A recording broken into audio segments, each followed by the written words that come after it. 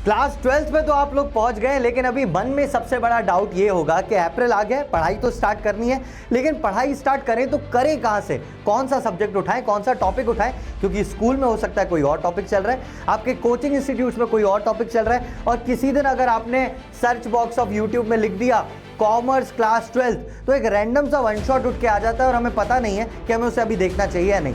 तो मैं इन सारी प्रॉब्लम्स को, कि आपको कैसे तैयारी करनी चाहिए, उसका प्रोसेस क्या होगा, कहां से आपको स्टार्ट करना चाहिए, ताकि आपकी 12th की जर्नी बहुत ज़्यादा स्ट्रीमलाइन हो जाए और आप 100 और 100 स्कोर करने के लिए रेडी हो जाएं। ये सारी चीज़ें इस वीडियो में मैं आपके साथ डिस्कस करने वाला हूं। मैं आपको एक चीज़ बता देता हूं कि 12th एक प्रोसेस फॉलो करता है, 12th में कुछ भी रैंडम नहीं है, तो आपको एक पर्टिकुलर जगह से ही स्टार्ट करना पड़ेगा। आप अगर कहीं कुछ बीच में से उठा लेते हैं तो it will be a blunder for you, क्योंकि हो सकता है आपको बहुत सारी चीज़ें समझ में ना आए।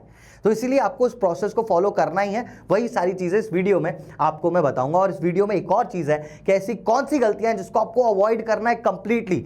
बहुत सारे 90% of students follow the path, but वो 10% जो फॉलो नहीं करते उनके लिए कुछ बहुत ज्यादा बड़ा गलत हो जाता है। तो वो गलती आपसे ना हो, इसलिए इस वीडियो में जुड़े रहिएगा ताकि मैं आपको बता पाऊं कि आप वो गलतियां ना दोहराएं। तो welcome back to next toppers commerce class 12th। मेरा नाम है रोहित पुरस्वानी और आज हम लोग देखने वाले हैं कि अप्रैल में तैयारी कैसे स्टार्ट करें। सबसे पहले तो मैं मान लेता हूं ये आपके पास बहुत सारी बुक्स होंगी। हो सकता है आपने एनसीईआरटीज खरीदी हो अभी तक, और रिफ्रेशर्स भी आपके स्कूल से बोला होगा। तो अगर आपने एनसीईआरटीज खरीदी है तो इतना ज़्यादा बंडल आपके पास होगा। तो क्या हमें एनसीईआरटी से पढ़ना है? तो मेरा पहला ही आंसर रहेगा नहीं। अभी आप एनसीईआरटी रखो अपने पास, लेकिन इसमें से पढ़ो मत, अभी मत पढ़ो। लास्ट में अपन एनसीईआरटीज भी उठाते हैं, अभी नहीं। अभी आपको कौन सी चीज़ें देखनी है? तो अगर आप अकाउंटेंसी की बात करते हैं तो अकाउंटेंसी में डीके गोयल नाम की एक बुक आती है जिसमें आपके 3 पार्ट्स रहते हैं। यहाँ पे पार्टनरशिप, उसके बाद कंपनी एंड फाइनेंशियल स्टेटमेंट्स, ऐसे करके ये वॉल्यूम 1 वॉल्यूम 2 एंड इसके बाद ये वाली चीज़। ये शायद अभी तक मार्केट में आई नहीं है, मैंने भी पुराना एडिशन ही यहाँ पे लगाया है, वो शायद नहीं आई है, मिल जाएगी आपको। या तो आपने डीके गोयल अकाउंटेंसी में खरीदी होगी या तो आपने खरीदी होगी टीएस ग्रेवाल। तो अगर आपने डीके गोयल खरीदी है या टीएस ग्रेवाल खरीदी है, इन एनी विच केस सारी बुक्स में मोर ओवर सारी चीजें सेम है। एनसीईआरटी ऑफ अकाउंट्स आपको अभी रेफर करनी है क्या? तो नहीं करनी। तो यहां पर अगर आपने इन 2 बुक्स को खरीदा है तो आपके पास बेसिक टॉपिक्स क्या क्या आ गए मैं आपको बता देता हूं। It is accounting for partnership, accounting for companies and analysis of financial statement. Volume 1 volume 2, मतलब पार्ट ए का volume 1 volume 2 and part B, ये अपने पास पूरा कोर्स है। आपको स्टार्ट कहां से करना है? तो हमेशा मैं आपको यही बोलूंगा कि आपको स्टार्ट करना है अकाउंटिंग फॉर पार्टनरशिप से, जिसमें पहला चैप्टर है आपके पास फंडामेंटल्स ऑफ पार्टनरशिप। क्यों? क्योंकि यहां पे आपकी जर्नल एंट्रीज, आपका लेजर जो आप 11th में पढ़ के आए हो, पूरी चीजें यहां पे रिलेटेबल दिखेंगी आपको। आपने वहां पे फाइनल अकाउंट्स बनाए थे, यहां पे पार्टनरशिप में फाइनल अकाउंट से ही चीजें स्टार्ट होती हैं। तो it will be very easy for you to understand and go on with the journey. Alright, तो अकाउंटेंसी में आपको फंडामेंटल्स ऑफ पार्टनरशिप से ही स्टार्ट करना है। अगर आपके स्कूल ने कहीं से कुछ कर दिया है तो फिर भी मैं आपको यही सजेस्ट करूंगा कि आपको अकाउंटिंग फॉर पार्टनरशिप से ही स्टार्ट करना चाहिए। बहुत ज्यादा रिलेटेबल है 11th से। जैसे 11th खत्म होता है और उसका जो नेक्स्ट पार्ट है ना वो यही है, तो यहां से आप स्टार्ट करेंगे, it will be very very very good for you. Secondly, इसका वेटेज सबसे ज्यादा 36 मार्क्स का जो है पूरा का पूरा पार्टनरशिप का बुक आता है एग्जाम में। तो it is very important to cover बहुत ज्यादा वाला पार्ट बहुत पहले। ऑलराइट, ये होगी अकाउंटेंसी की बात। अच्छा, पढ़ना कहां से? तो जैसे ही आप क्लास 12th कॉमर्स पे भी जाएंगे ना तो वहां पे आपको वन शॉट मिल जाएगा। और अभी रिसेंटली 4 दिन पहले ही, शायद 4 दिन पहले ही प्रारंभ की फर्स्ट क्लास हुई है, तो I have started the same chapter in the batch as well. तो आपके पास वन शॉट भी है। अगर आप हमारे प्रारंभ बैच से पढ़ना चाहते हैं तो वो पहली क्लासेस आपके पास फ्री है, आप बिल्कुल जाइए देखिए। अगर आप इंटरेस्टेड हैं तो you can go ahead with our Prarambh batch.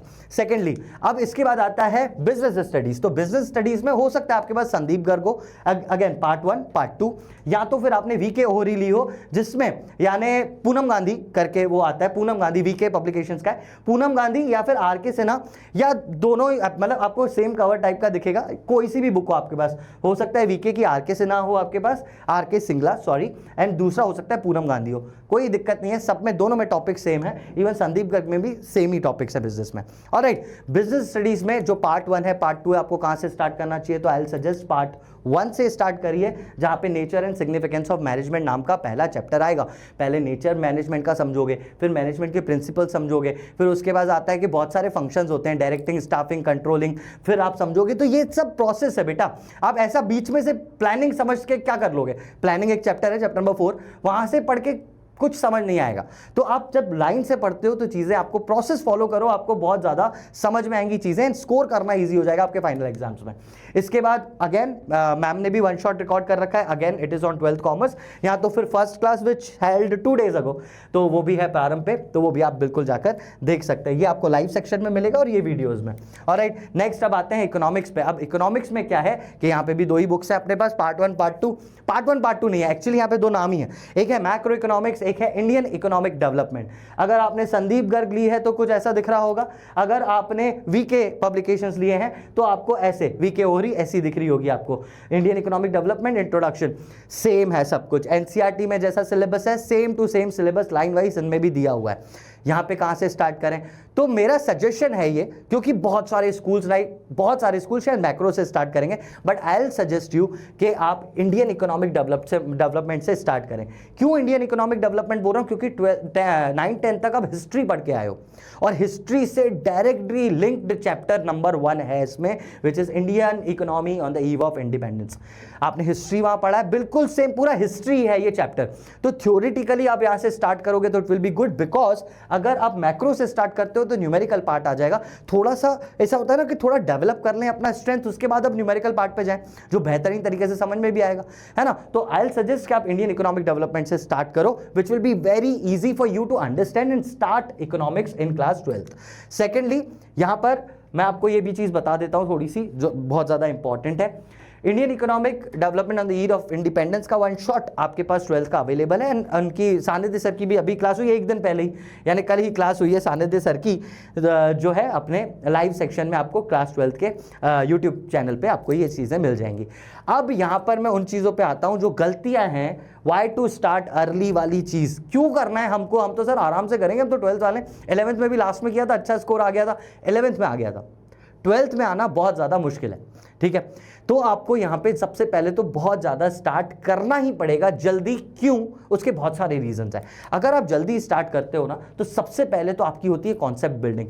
अगर आपने 11th में सच सच बताना पहले तो कमेंट सेक्शन में तुमने कब से किस महीने से पढ़ाई स्टार्ट करी थी, और सच सच बताना दिल पे हाथ रख के, जो सच्चाई है वो 11th की पढ़ाई तुमने किस दिन से स्टार्ट की थी ये जरूर बताना, किस महीने से स्टार्ट की थी तुमने। यहाँ पे अगर आपने कहीं से भी स्टार्ट किया हो ये पहले कमेंट्स में बताना जरूर, है ना। और 12th में आप जो स्टार्ट कर रहे हो आपको अप्रैल से स्टार्ट करना ही पड़ेगा in order to build your concepts. अब जो पेपर आ रहे हैं उसमें बहुत सारी चीजें ऐसी हैं जो आपके कॉन्सेप्ट को यूज करेंगी, डायरेक्ट डेफिनेशंस के पूरे कॉमर्स में कहीं नहीं आती, है ना। तो concept building is very very important if you will be starting early, तो ऑब्वियसली आपका कॉन्सेप्ट बिल्ड हो ही जाएगा, क्योंकि दूसरी चीज की वजह से मल्टीपल रिवीजन साइकिल्स, आप बार बार चीजों को रिवाइज करते जाओगे। फर्स्ट टर्म में आएगा, उसके बाद सेकंड टर्म में आएगा, फाइनल में आएगा, प्री बोर्ड 1 प्री बोर्ड 2, 4-5 बार पूरा कोर्स रिवाइज हो जाता है। तो ऐसे में वो कॉन्सेप्ट बिल्ड कैसे नहीं होगा यार, है ना। तो यहाँ पे मल्टीपल रिवीजन साइकिल्स आपको मिलेंगे ही अगर आप अभी से स्टार्ट करते हैं तो। इसके अलावा टाइम का अलॉटमेंट, आपको पता चल जाएगा किस सब्जेक्ट को आखिरी में कितना टाइम देना है। भाई आपके पास 3 बड़े बड़े सब्जेक्ट्स हैं अभी, अकाउंट्स, इकोनॉमिक्स, बिजनेस, और इसके अलावा भी आपने कोई ऑप्शनल सब्जेक्ट ले रखा होगा। अब लास्ट में किसी बच्चे ने अगर ये सोचा कि बिजनेस बहुत कठिन है, मैं बिजनेस को 2 महीने देता हूं, नहीं दे पाएगा वो, क्योंकि अकाउंट्स इकोनॉमिक्स भी तो बैठे हैं पीछे। तो यहां पे अगर आप पहले से स्टार्ट करते हो तो आप बहुत बड़ा मेजर पोर्शन तो आप पहले ही खत्म कर चुके हैं। ऐसे में क्या होगा कि आखिरी टाइम जो फाइनल्स है ना, तो आपको टाइम मैनेजमेंट में बहुत ज्यादा मदद मिल जाएगी कि किस सब्जेक्ट को कितना टाइम देना है। कोई अगर वीक रह गया सिर्फ वहां पे टाइम देना है, बाकी तो हमारे लिए ईजी है, समझे आप। तो टाइम मैनेजमेंट आपका लास्ट टाइम पे बहुत ज्यादा इंपॉर्टेंट हो जाएगा। और मैं ये बता रहा हूं टाइम मैनेजमेंट ही एक ऐसी चीज है जो बोर्ड का रिजल्ट डिसाइड करती है। क्यों बोल रहा हूं मैं ऐसा, क्योंकि आखिरी टाइम पे जहां जिस सब्जेक्ट में आपने ज्यादा मेहनत करी वहां अच्छा स्कोर आएगा, जिस सब्जेक्ट को आपने बीच में छोड़ दिया कि ये तो इजी लग रहा है या ये बहुत ज्यादा टफ है, वो मार्क्स अच्छे खासे खा के जाएगा। इसीलिए पहले से स्टार्ट करो ताकि ये दिक्कतें बाद में ना हो। इसके बाद आता है आपका, ऑब्वियसली आप अगर स्टार्टिंग से स्टार्ट कर रहे हैं तो बहुत सारी चीजें आपको आ जाएंगी, तो प्रेशर बहुत कम रहेगा बोर्ड्स का आपके पास। And last and the most important thing, early identification of mistakes. 12th is very simple, I am literally telling you 12th is very simple, क्योंकि यहाँ बार बार रिपीटेटिव मिस्टेक्स ही होती हैं, एक ही एक मिस्टेक बार बार होगी। और अगर आप पहले से प्रैक्टिस करते चल रहे हैं सारी चीजों की, तो वो मिस्टेक्स आप पहले ही आइडेंटिफाई कर चुके होंगे कि आप कहां पर वो गलतियां कर रहे हैं, और आप बोर्ड में उन चीजों को कभी भी कभी रिपीट नहीं करेंगे। ऑलराइट, तो जल्दी स्टार्ट करने के भरपूर फायदे हैं और आपको करना ही चाहिए। एज अ बड़ा भाई मैं तुम्हें बोलूंगा जल्दी से जल्दी स्टार्ट करो यार, अगर अभी तक भी नहीं किया है तो। और अगर कर लिया है तो मुझे जरूर कमेंट सेक्शन में बता देना we have started the journey of class 12th from which chapter, ये भी बताना कि आपने कौन सा चैप्टर अभी तक चूज किया है।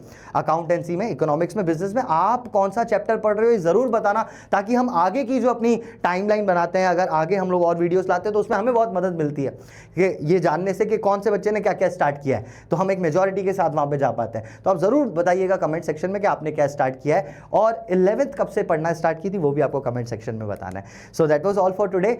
आई होप बहुत अच्छी जाए आपकी 12th की journey. I wish you all the best for 100 on 100 in all the subjects of yours. ठीक है, कमेंट सेक्शन में आप मुझे बता देना। मैं आपको मिलता हूं प्रारंभ बैच में मे बी, या फिर किसी और वीडियो में। Till then take care everyone. And one more thing, यहां पर है, स्क्रीनशॉट ले लो क्योंकि यहां पर टेलीग्राम है और टेलीग्राम में हम सारे अपडेट्स पोस्ट करते रहते हैं। दिस इज आवर चैनल, यहीं से ही जा सकते हो आप, स्क्रीनशॉट ले लो ताकि आप यहां से डायरेक्टली जा सको हमारे चैनल पे। तो that was all for today. मैं मिलता हूं अगली क्लासेस में, प्रारंभ में या फिर किसी और वीडियो में। Till then take care everyone and bye bye.